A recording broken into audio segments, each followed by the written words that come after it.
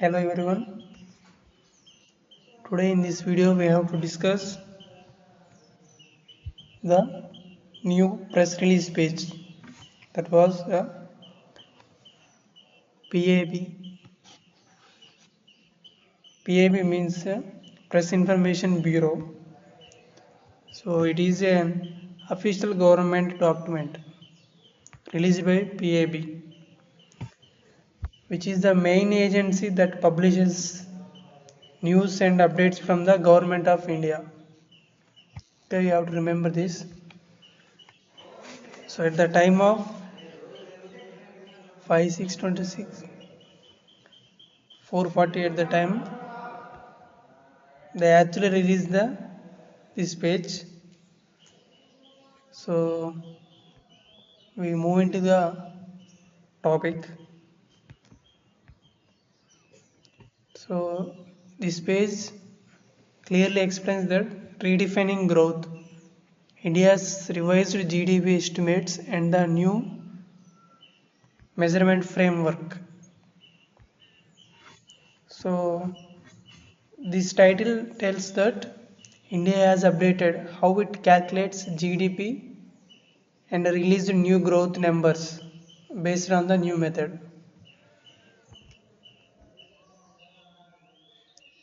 Okay, it is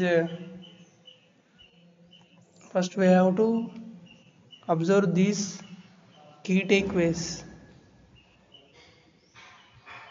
They have three important points, that is real GDP growth for 25-26 is estimated at 7.6%, which is higher than 7.5% recorded in 2024-2025. So this showing that Indian economy is expected to grow faster this year than the last year. Compared to the 24-25, we expecting that we have to grow faster 7.6% in this year after adjusting for inflation. Okay, next, base year for GDP estimates has been revised from, so you have to remember this line, base year for GDP estimates has been revised from 2011 to 2020-22-23. It is better reflects India's evolving economic structure. So first of all, what is base year?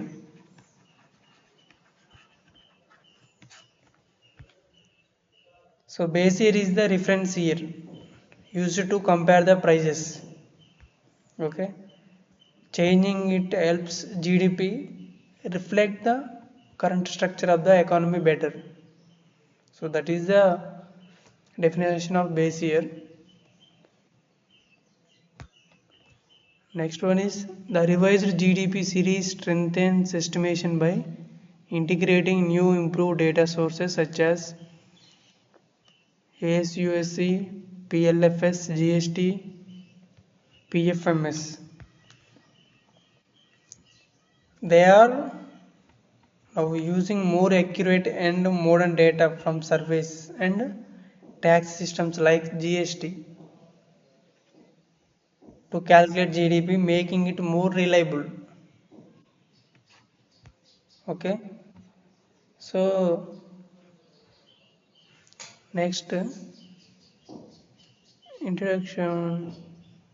So this is not in the real annum GDP growth. All we are discussed in these key takeaways are the, we have to explanation expand in these upcoming pages only. So India's growth is not just about a numbers now, but also about having credible statistics. This release gives the latest GDP numbers using the new base year 2022-2023. So we can compare them with the past years. Okay.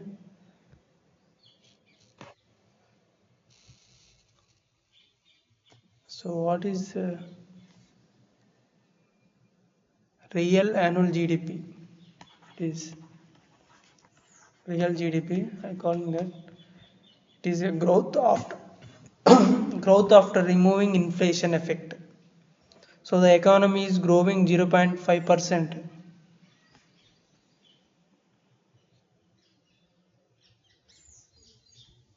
points faster this year.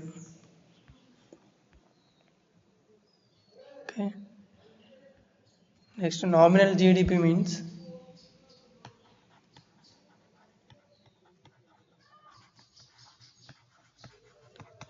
growth at current prices, including inflation. So at current prices, the economy will grow 8.6%.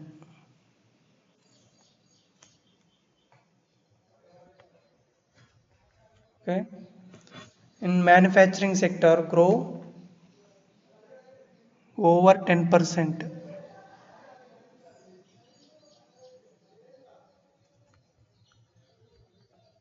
In both FI year 2023-24 and 2025-2026. Okay. Factories plus services like trade, transport, hotels, and communications are the driving growth. Next, trade report. The service sector related to trade and transport grow 10.1%.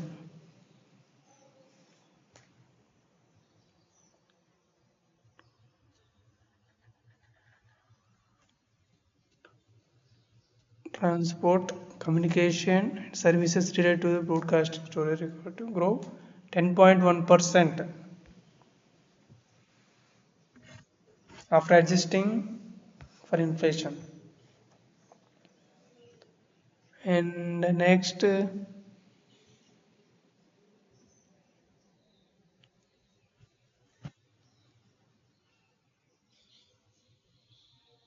we have to this paragraph. In October to December 2025, GDP was 84.54 lakhs crore, up to 7.8% from the same quarter last year. Growth has been rising from 7.1% in Q3 if you 2023-2024 to 7.4% in 2025-2025. Okay. He also given that it's a basic definition of GDP. It only counts the final products, not raw material, to avoid double counting. Okay. So that's why it is a value of final goods and service produced within the country in a accounting period. So only count the final product but not raw materials. They calculate GDP by taking last year numbers and updating them using new indicators like GST data and employment services, etc. This is called the benchmark indicator method. This is called benchmark indicator method.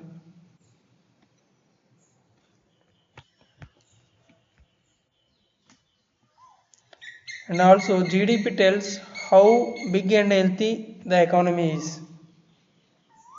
Policymakers, companies and bank use it to make decisions because entire economy is based on the GDP only. Okay. So in GDP, the USA have better place and China, India is in sixth position in GDP estimation.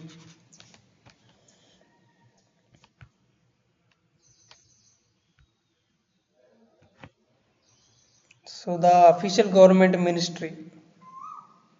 that is MOSPI, that calculates and releases GDP data.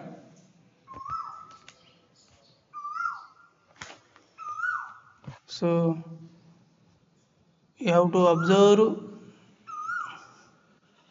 this graphical representation how the GDP in 2024, 25, 25 and year 2025, 2026. So here 0.5% increases.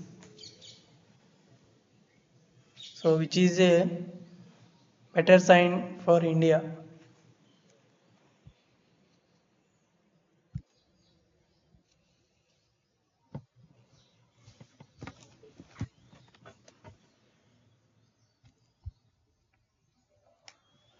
And in this,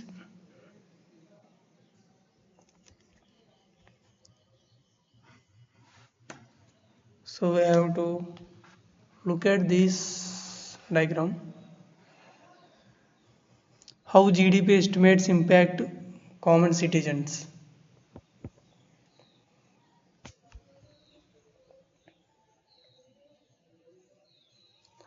So I can say one thing, that is GDP numbers are not just for economics.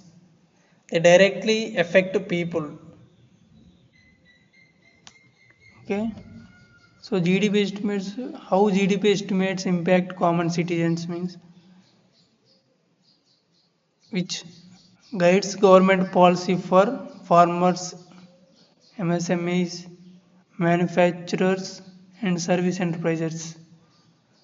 And also, for instance, GDP estimation enables crop-wise production tracking in agriculture, shift focus from only wheat and paddy to fruits, oilseeds and pulses and fishes. Inflation's investment decisions across the economy, impacts credit availability and borrowing capacity.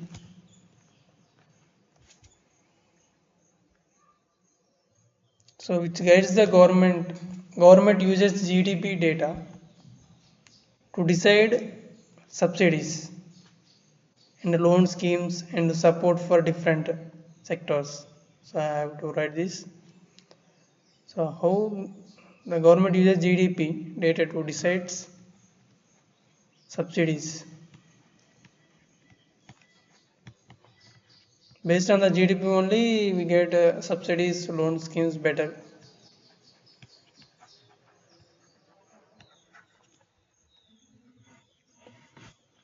So better data means government can track more crops, not just wheat, rice, and support diversified farming. Okay. Here only mention wheat and paddy, but and also support diversity farming for better data. Okay. Companies and investors look at GDP growth to decide where to put money. So banks uses GDP trends to decide how much credit to give to businesses and people. So this all the things to how GDP impact common citizens. Okay. Next thing, calculation of quarterly GDP estimates. So suppose in most of the examination questions, so who calculates its GDP means NSO, NSO and MOSPI. So NSO is a statistical wing to MOSPI. Okay, NSO calculates GDP. MOSPI, which is the Ministry of Statistics and Programming Implementation.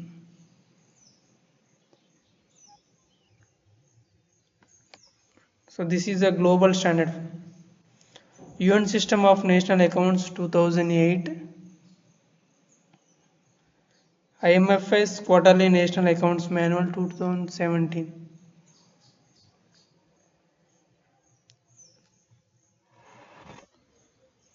So annual GDP estimates at a reference point benchmark. So this is the last year's final GDP is the baseline, and high frequency data like monthly quarterly indicators are applied.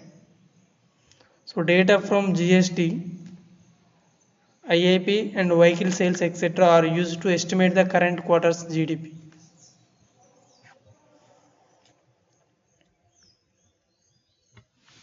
So I want to tell some why consistency matters. For year to year comparisons to be fair, you need the same method, data sources and base year. Any change must be designed carefully.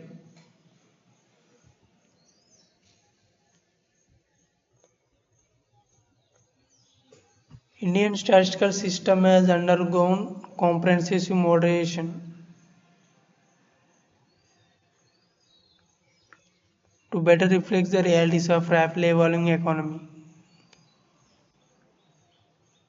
So India updated its data system to match its changing economy.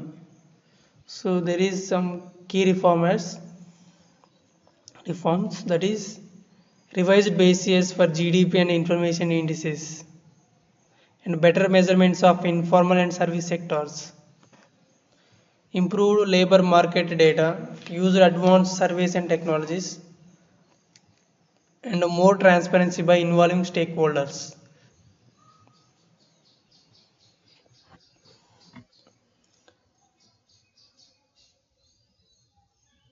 So what is our main goal is that make official statistics faster, deeper and more credible for better policy making. And next it is decoding base year. So I already discussed that base year is the reference year whose prices are used to calculate the real growth after removing inflation. Example, if I say if 2020 to 2023 is a base year, all growth is measured as if prices were same as 2022 2023.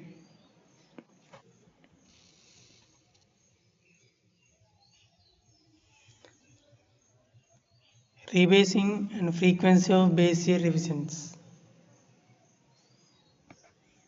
So updating the base year using new data to reflect the current economy, and the new base becomes the reference point for GDP, CPI and IIP going forward.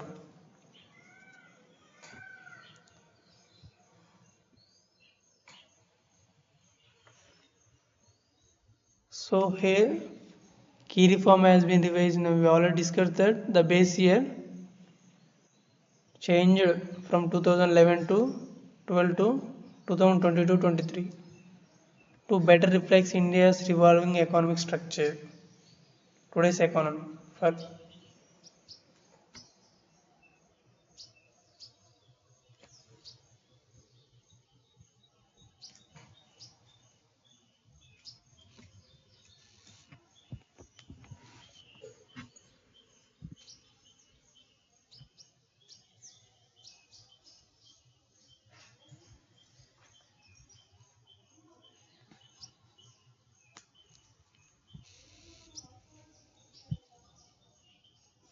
so which is a very important data.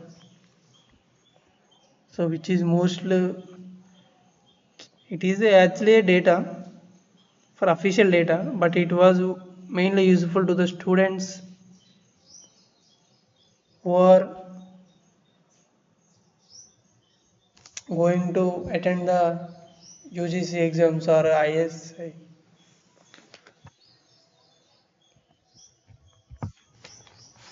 exams related to the statistics. It is it is very useful. So that's why I make this video. So GDP, the new base year is 2022-2023. CPI. CPI means Consumer Price Index. So that is new base year is 2024. And IAP. IAP means Index of Industrial Production. That is IAP. Measures factory output. IAP measures factory output, which is also new base year is 2020 2023.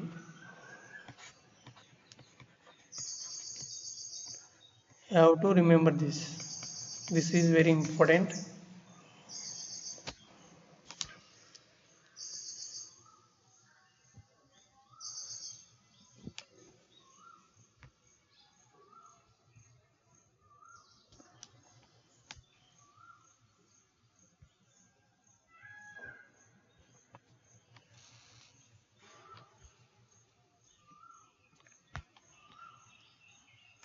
So here modernizing India's GDP estimation.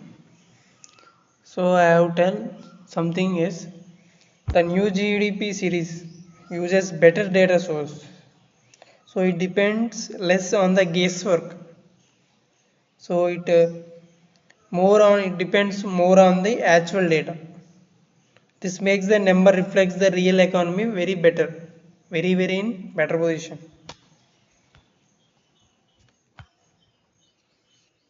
Household sector measurement. Earlier, household data was just guessed using old survey growth rates. Now actual data comes from ASUSC. That means Annual Survey of Unincorporated Sector Enterprises. It covers small businesses. And PLFS, Periodic Labor Force Survey, covers employment and unemployment and income. This gives more accurate picture of small business and jobs.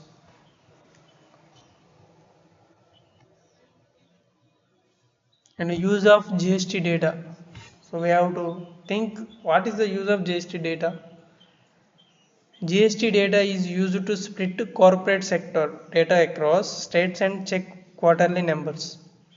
It is now used widely for manufacturing and services. EVON database. Data from vehicle registrations on eVahan is used to estimate spending on road transport by households. And PFMS, Public Finance Management System. So PFMS is a government online system for payments and accounting.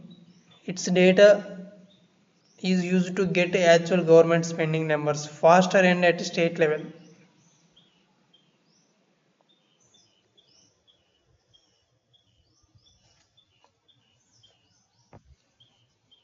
An incorporation of recent studies.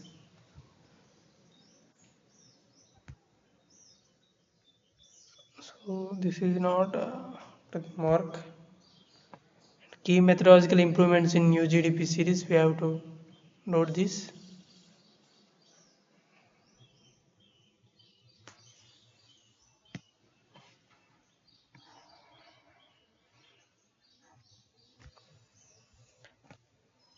A tool to separate price changes from actual volume changes. If price goes up, deflate removes that effect to show real growth. So that is this meaning.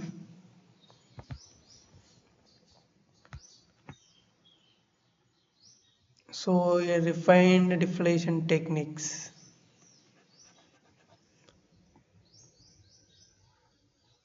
Double deflation.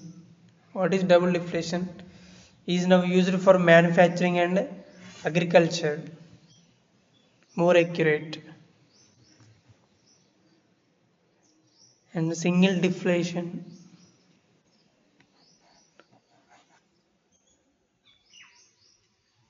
is discontinued. And the deflators are applied at a more detailed level using 260 plus item level CPI indices.